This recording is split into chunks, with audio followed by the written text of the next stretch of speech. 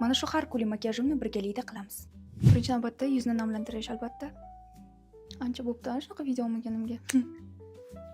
Обязательно kiyimimga tegib ketmasa hisob emas. Yuzimga Estee Lauderdan tonalniy krem hozirgi yozga idealni to'g'ri keladi, chunki juda ham lёгкий, но при этом barcha yashirish kerak bo'lgan narsalarni yashiradi. Hozircha faqat ko'zim atrofiga Sensilu paletka teni.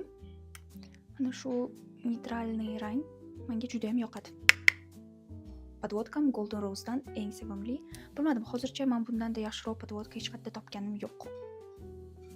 Menimcha bir xil. Voy blin.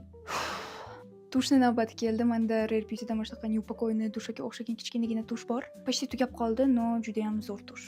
Katta versiyasini olaman yaqinda. Bu hali ichida tugab qolgan tush.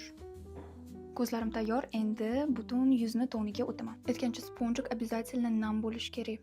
Xullas, qoshimni birinchi gel bilan mana shunaqa qora qalamni olib, ingichka kistочкani olib, слишком ingichka kistочка. Ozgina uchini chizaman. Прям совсем ozgina uchini chiqaraman и всё, shu yetadi. Прям глянцевое покрытие. Контуринг qilmoqchiman Sensilu bilan. Rastушевкasini esa men sponj bilan qilishni yaxshi ko'raman. И rumyanaga Makeup Forever'da mana bu rangi yoqadi. Tushi ovuraman. Highlighter Charlotte Tilbury'dan. Pudra, Chanel pudra. Yigini yaltirab turibdi, hozir bu yuzim yaltirab turibdi, qaranglar. Xuddi Photoshop. Qalay, Mr. 790 va Yves Saint Laurent Blesk Plumper.